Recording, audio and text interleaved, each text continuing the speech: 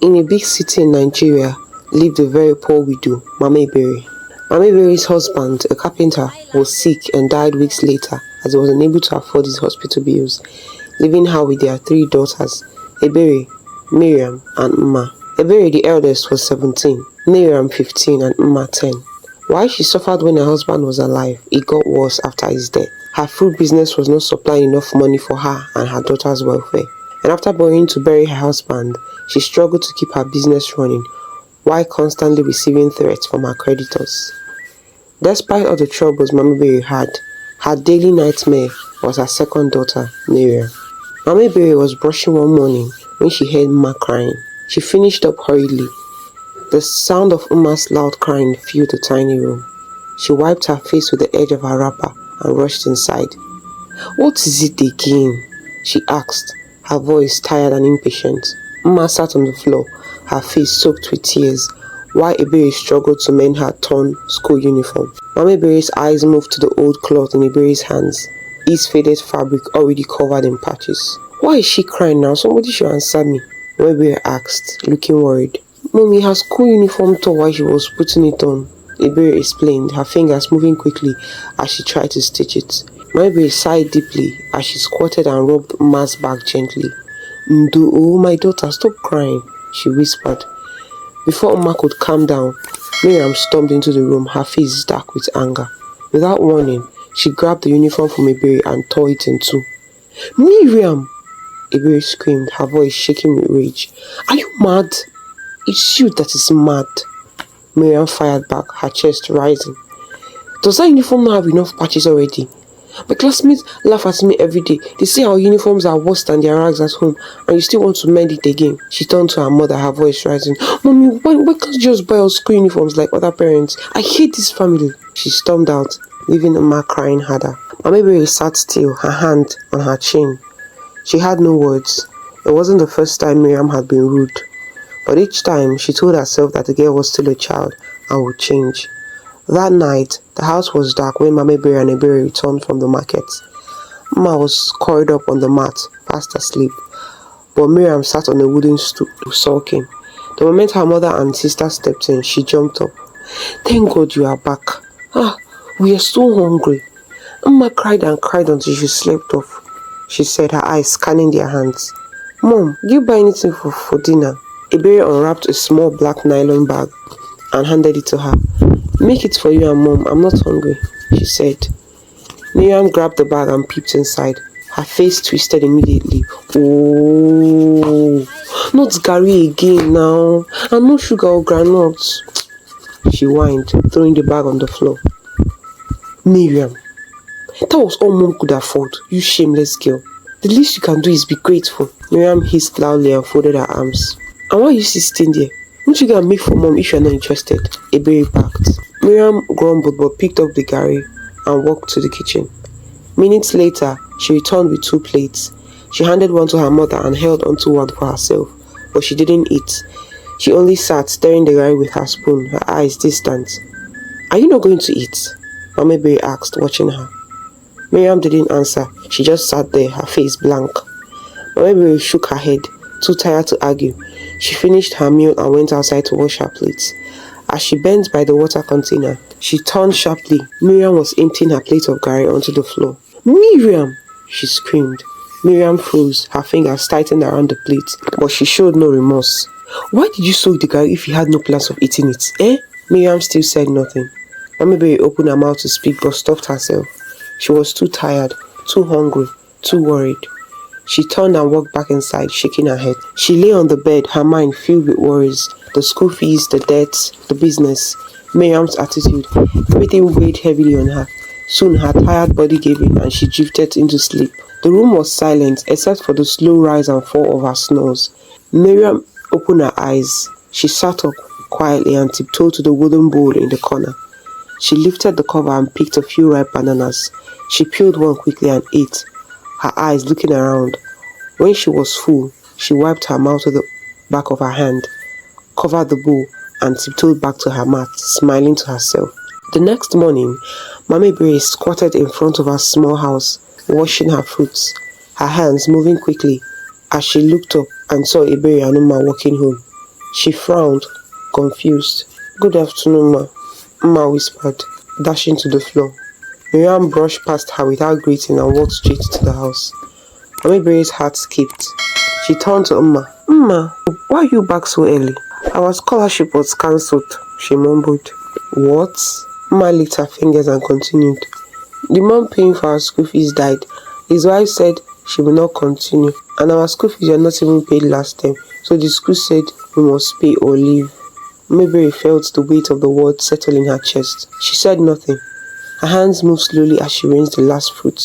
Minutes later, Mama Berry called out, "Miriam, check inside the room for my bananas and sliced pineapples. I can't find them here." Miriam's voice came from inside later. "They are not here." Mama Berry's heart pounded. She stood up and rushed inside, her eyes scanning the room.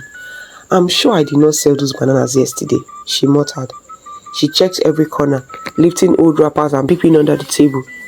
The fruits were nowhere to be found.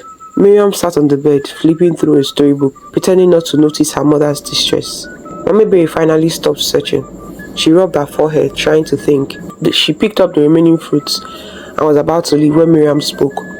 "Mommy, what can I eat? I'm hungry." Mama Berry turned and stared at her, disbelief in her eyes. "Don't ask me that, oh. Look at this girl. I just lost the fruit I took on credit yesterday. I don't even know how I'll pay back. And you're asking me for food." And she paused and said, "Well, you and Umma can share the leftover curry from last night. Manage it till I come back." Miriam immediately tightened her lips. That was when she remembered she threw all the curry away the previous night. She sat on the bed, her arms wrapped around her stomach. Mami Berry got to her little kiosk in the market and arranged her few fruits. Her heart was still heavy from the morning's troubles, but she had no choice but to push through. She had barely settled down when she remembered she needed to change her money. She looked around and quickly stepped into a nearby shop, but immediately she turned back, she heard women shouting and screaming. Her heart pounded as she rushed back, pushing through the crowd. Then she saw the tax collectors, throwing down trays, kicking over goods and stepping on people's wares. Her small kiosk, the only thing she had left, was in ruins. Her fruits were scattered all over the ground, some already smashed. Women like her were crying and begging, but the men showed no mercy. Mama Berry let out a loud cry and fell to the ground. "My fruits! I am dead, oh!" she wailed, holding her head.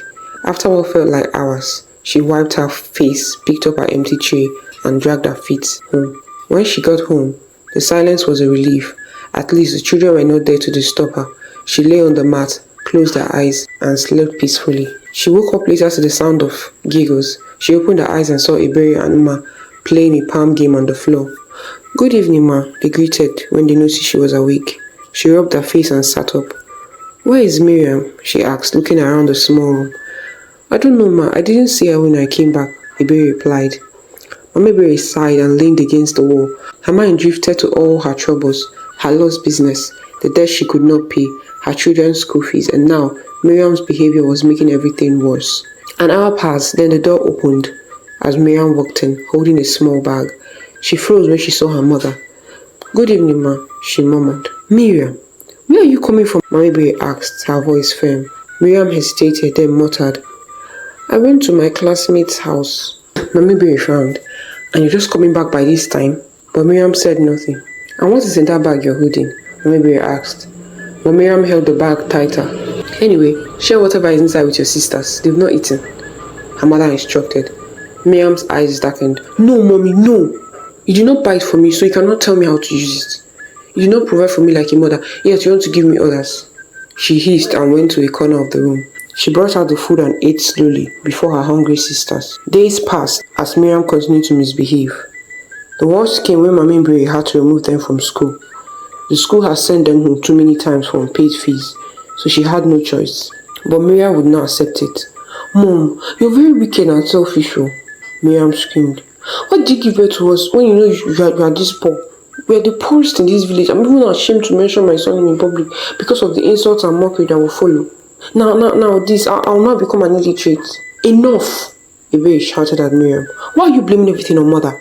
Aren't your mates making it out there without your parents? Not as if you're blind or crippled." Miriam's face twisted with anger. "Don't talk to me. Our fellow women not taking care of their children. Mom is just lazy and dumb." Mama Berry inhaled sharply.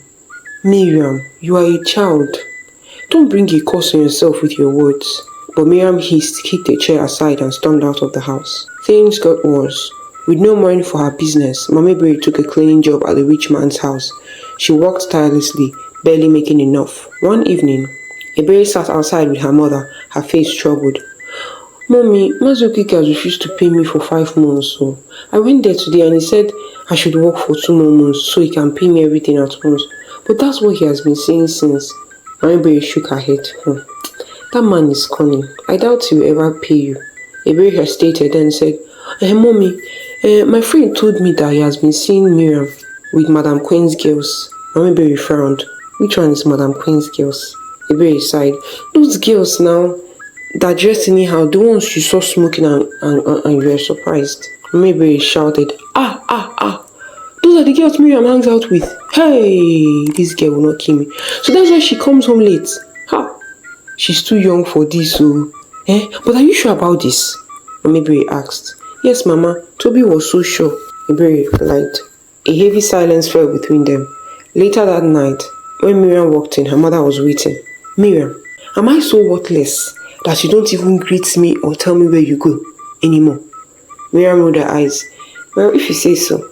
Mama Berry sighed deeply. Let today be the last day you will leave this house and come back whenever you like. Miriam hissed and walked inside. One day, she didn't return for 2 days. When she finally came back, Mama Berry could not take it anymore. Miriam, why do you want to add to my shame? Did I commit a crime by giving birth to you? Miriam laughed bitterly. I beg, you are the one that has brought me shame. You are wretched and ugly. You want me to stay here and end up like you? Never. Immediately, Mama Berry stood and slapped her. Miriam touched her face, crying. She grabbed some clothes, stuffed them into a bag. I've had enough. You will look for me, but I won't help you. You will die in this poverty. She screamed as she walked out of the house. Mama Berry searched for her. Nobody knew where she was. Weeks later, Ebere's friend told them Madame Queen had sent some girls abroad, and Miriam was one of them. Mama Berry cried as if Miriam had died. But life moved on. Since there was no hope of finding Miriam, Mama Berry focused on surviving. Ebere joined her in her cleaning job at the rich man's house. The rich man was without children. His wife, Mrs. Johnson, who was away on a trip abroad, came back. She noticed Ebere and grew fond of her. She often bought gifts for Ebere and her mother. One day, she called Mama Ebere aside. I would love to adopt Ebere. Mama Ebere's heart raced. She wanted to refuse, but she knew the woman was good and Ebere would have a better life, so she agreed. Mrs. Johnson was overjoyed. She told Mama Ebere to stop working for her. Instead, she gave her a small supermarket, a new house, and sent Emma back to school. Mama Ebere was so happy. Her suffering had finally come to an end. Years passed, yet there was no news of Miriam. One morning, Mama Ebere stepped outside and froze. A dead body lay in front of her gate. She ran back inside, but boldly came out, trying to understand why someone would leave a dead body at her gate. It was when she saw the large birthmark on the dead body's neck that she shouted. It was her daughter, Miriam. My daughter, my child! Tears poured down her face. Miriam had finally come home, but it was too late. Mama Ebere and her 2 daughters cried as they buried Miriam the next day.